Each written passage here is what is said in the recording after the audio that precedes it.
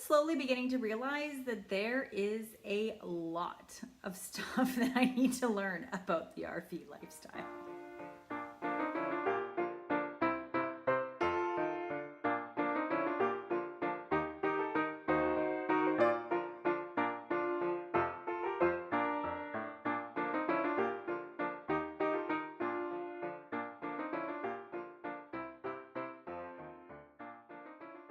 I mentioned in my intro video that I've never been in an RV before.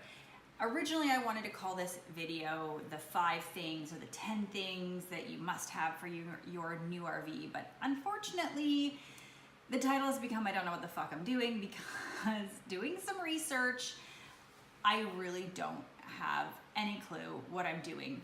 I want to start a little bit at the beginning of an RV. What an RV is. An RV is a recreational vehicle.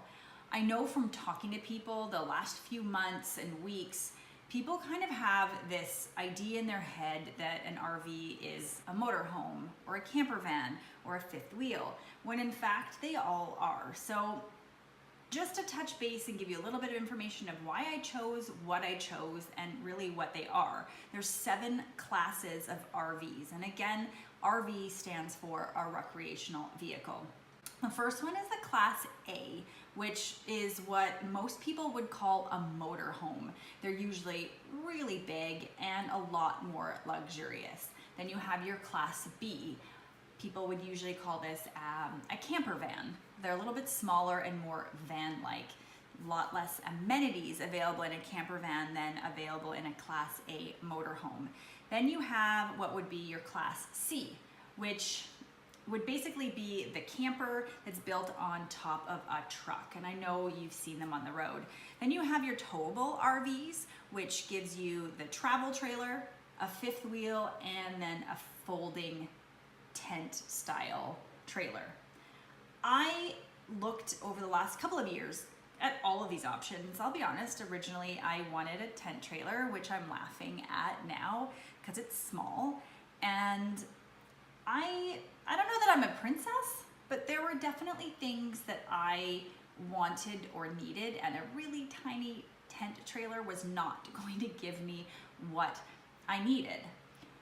From going to the RV shows, from looking at different things, watching YouTube videos, I knew without a shadow of a doubt I didn't want to have your Class A or your Class B motorhome style vehicles. I wanted the space that I was living in to be different than the space that I was driving in every day. I didn't want to feel that my home was where I was driving, and especially spending hours and hours, 8-10 hours a day on the road. It was really important to me that that was separate. So those were completely off the table. This video, as I mentioned before, was going to be about the things I recommended for an RV. And I didn't know where to start.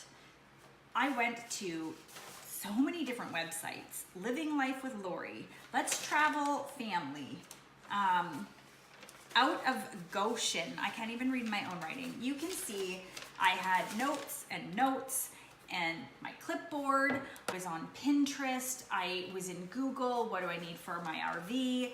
And I honestly, the scary part about this is that there was not a consistent list of 10 things that everybody, every blogger, every RV person said you need to have these specific 10 things.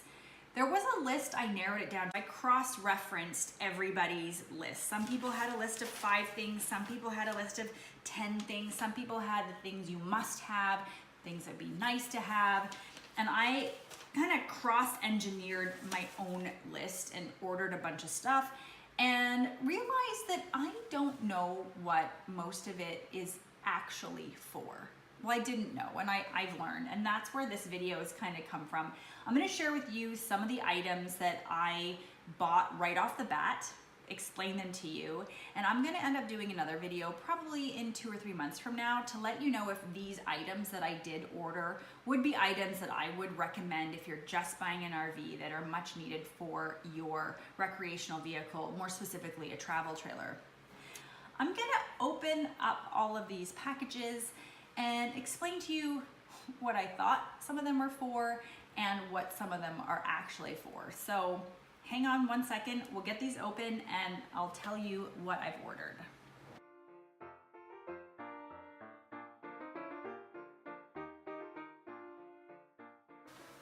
Okay.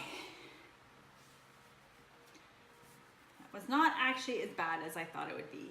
I want to start off with a little maybe humorous story for those of you that are familiar with RVs.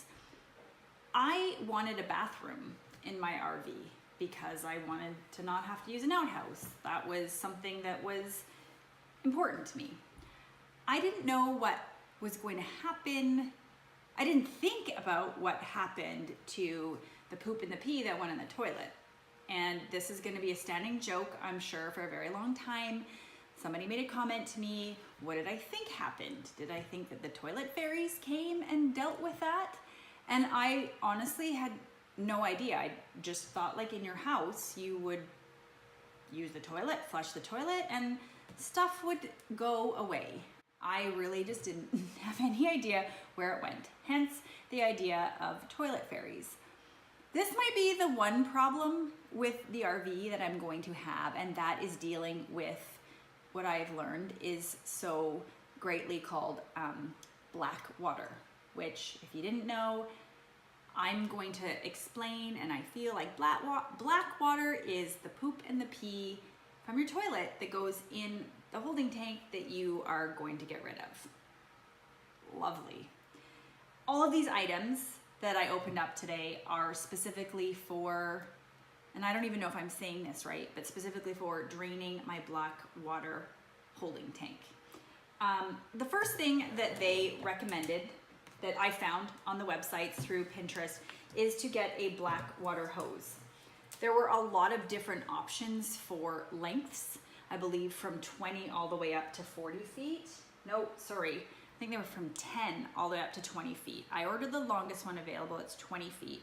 What I had heard was that you don't want to get a hose that's too short in case the dump tank, I actually don't know what the word for that is called, where you're dumping your black water is far away and it can't reach. So they said, better off ordering something long. I went for the 20-foot one. My understanding of this black water hose is me, am going to somehow connect this piece to the trailer and then run the hose, this lovely hose, to the dumping station area. Now, I just opened this and saw this elbow that's 90 degrees. People had advised when they were talking about things that they recommend getting that you get a clear elbow. I didn't look at the actual percentage of angle on the elbow. What people recommended was that you make sure that the elbow attachment joint was clear so that you know when you're emptying your black water tank, that the fluid is actually running clear. I don't know that I'm gonna need two of them, but this is a 90-degree angle versus this angle. I'm probably gonna hang on to this in case I need it. I'm a little confused as to why I have two of these. Oh, this is what happens when you read the directions. This is, I don't even know where I saw it. Oh, here. I have two 10-foot hoses that expand to 20 feet when you connect them. See? Learning as we go along. I have no idea how to connect these things together. This looks very complicated, but secure, because I don't want to get crap all over. But there is instructions. An important notice on the hose. I'm gonna leave that on so I know what I'm doing. So speaking of, yes, these connections need to be good. I bought a crap ton of plastic gloves because I've heard a lot of people, I mean, obviously you're dealing with shit, literally, and a lot of people obviously said you want to keep your hands safe. I'm wondering though, already looking at these, I got a lot of these gloves. There 100 of them. I'm assuming every time I change my tank, I'm gonna take them off, dispose of the gloves. They feel really flimsy, and I'm thinking I might need something a little bit stronger. I have no idea what these things are. No idea. They look like caps for the hoses. They came with the Blackwater hose.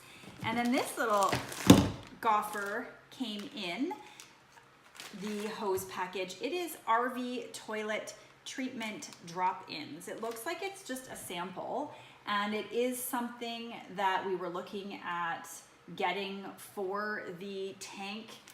It'll be a really good idea to just give these a try. And the other interesting item thing,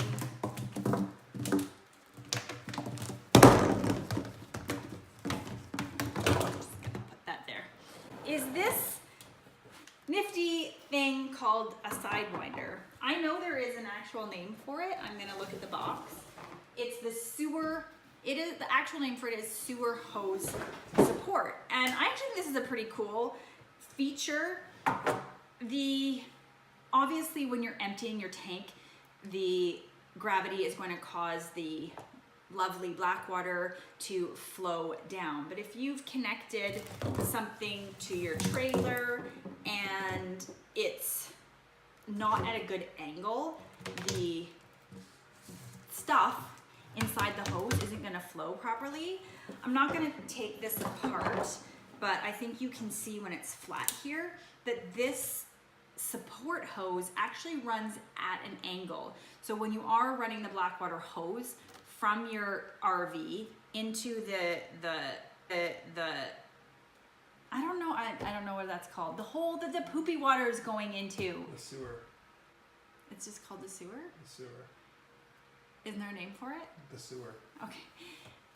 So going from your trailer into the sewer, you want to have it at an angle. And I will maybe take this apart because it looks like it's pretty simple. This little handle comes off all together. This is all expandable. And so you can make it as long as you want for your sewer hose. So I was about to say fun. I don't know that this is going to be fun. I really, fun, this is the part that the Blackwater is the part that I am completely terrified about. But I'm going to learn, I'm going to record everything. I realize I'm going to figure out how these attachments actually attach so that I don't get crap everywhere. And I just want to go back really quickly to my lists and let you guys know a few of the other things that they've talked about getting when I've been looking at these lists. And again, like there's a long list. People have recommended all kinds of things, and I just want to really kind of go over a few things that I will probably be ordering that are much needed but want to do a little bit more research. But wheel chocks, wheel locks, leveling blocks, stabilizer jack pads, drinking water hose, water pressure regulator I mentioned, a clean sewer water connector, sewer hoses, surge protectors, amp adapters, power codes, RV inverters, generators, a portable waste tank for holding the portable waste. The lists are endless. The things that you need for your trailer to get going seem to be endless, and I'm honestly feeling overwhelmed and terrified because overwhelmed and terrified. I was really hoping that there would be one consistent list for everything that I would need to get, and it would be a really easy kind of go to Walmart and do some shopping and pick out the 10 things I need for my RV, but not that simple. As I mentioned before, different products, different brand names. For example, this Blackwater hose here is a Rhino brand, and I believe that this is a Camco. I saw Camco somewhere. I think there's going to be items that I'm going to prefer that you might prefer or someone else might prefer to use for whatever reason, and I'm gonna get into that a little bit later. I think that's really about it. I feel like there's a whole bunch of other things that I'm going to need, but this is at least a really good start. You make it look so easy on TV. I think this is wrong. I think I'm doing something wrong.